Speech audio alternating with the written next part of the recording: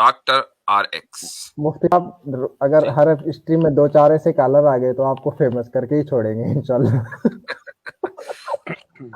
جی بھائی.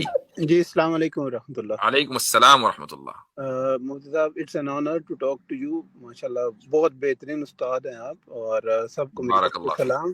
اور میری جیسے ایک چھوٹی سجیشن تھی اور ایک سوال تھا. سجیشن جی یہ تھی کہ ابھی جیسے وہ ایک بھائی آئے تھے اسپیس اور کانشیس والا سوال کر رہے تھے, تو کائنڈلی مطلب وہ کہتے تو اپنے آپ کو مسلمان ہیں, لیکن ان کے ڈائلیکٹ, بیکاز میں پاکستان سے ہوں اور ربوات سے بہت کلوز رہتا ہوں, تو مطلب ویسے میں کینیڈا میں ہوں بھی, لیکن وہ مجھے ان کے ڈائلیکٹ کا تھوڑا بہت پتا ہوتا ہے. سو اگر پاسبل ہو تو قادیانی والا سوال بھی کر لیا کریں, اگر مطلب اچھا لگے تو آپ کو. اور اچھا سوال, اچھا.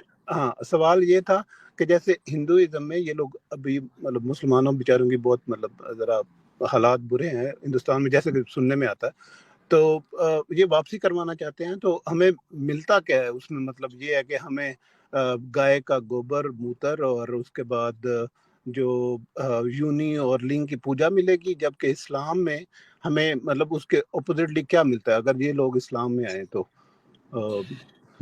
جی دیکھیں یہ بہرحال ایک اس طرح کا اس پہ آپ نے 2-3 باتیں کہی ہیں. پہلی بات تو یہ ہے کہ آپ نے کہا کہ بھائی مسلمانوں کے حالات اس وقت انڈیا میں خراب ہیں. ایسا نہیں ہے, یعنی اپ اینڈ ڈاؤن ہر جگہ ہوتا ہے, شیئر مارکیٹ میں بھی ہوتا ہے.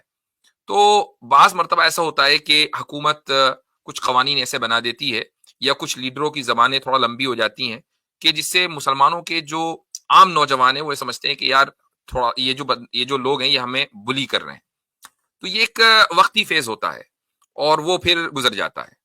اب کوئی مسلمان انڈیا میں کوئی ایسے کوئی کل سے تو آئے نہیں ہے, ماشاءاللہ صدیوں سے رہ رہے ہیں اور اپنے مذہب کے اوپر عمل کرتے ہوئے رہ رہے ہیں. تو میں یہ نہیں کہہ رہا ہوں کہ کوئی ٹینشن نہیں ہے, ٹینشن ہے 2 کمیونٹیز کے درمیان, لیکن یہ ایک وقتی فیز ہے, انشاءاللہ یہ بھی گزر جائے گا. پہلی بات تو یہ ہے. دوسری بات آپ نے یہ کہی کہ بھائی ہندو گھر واپسی کرا رہے ہیں تو مسلمان کو کیا ملے گا. دیکھیں یہ جو آپ نے کہا نا کہ گو موتر اور فلاں ڈھکا, یہ سب چیزیں تو دنیا کی ہیں بھائی, سیدھی سیدھی بات ہے. جس چیز کو یہ گھر واپسی کہتے ہیں یعنی شرک اختیار کرنا, اس کا لازمی نتیجہ ہمیشہ ہمیشہ کی جہنم ہے.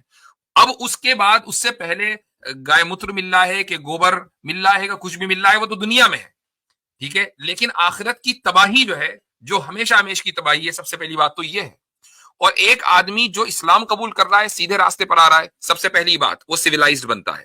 دوسری بات اس کے عقیدے اور اس کے عمل میں کلیئرٹی آتی ہے. ابھی آپ دیکھیے وہ بندہ آیا تھا, اس نے کہا کسی بھی راستے سے منزل تک پہنچ جاؤ, اس کو راستہ نہیں پتا لیکن کہتا ہے کسی بھی راستے سے پہنچ جاؤ. تو ہمارے یہاں کلیئرٹی ہے کہ اسی راستے پر چلو گے تو منزل پر پہنچو گے, کسی دوسرے راستے پر چلو گے تو منزل میں نہیں بلکہ گڈھے میں پہنچو گے. تو یہ کلیئرٹی آپ کو اسلام میں ملے گی. اور جب ایک آدمی کی زندگی میں عقیدہ اور یہ عمل دونوں ہی چیزیں امپورٹنٹ ہے, اس تعلق سے کوئی کنفیوژن نہ ہو, تو اس سے بڑا کامیاب انسان تو کوئی ہو ہی نہیں سکتا. پلس اسلام کی وجہ سے ڈسپلن آتا ہے. اب اسلام کی اور کیا خصوصیات ہیں, یہ جو میں رمضان کے آخر میں 10 دن اس پر گفتگو کرنے والا ہوں, انشاءاللہ یہ ساری بات اس میں کریں گے دلائل کے ساتھ. جی ماشاء اللہ بالکل ایسے ہی ہے. مطلب کلیئرٹی کا بہت زیادہ ایشو ہے.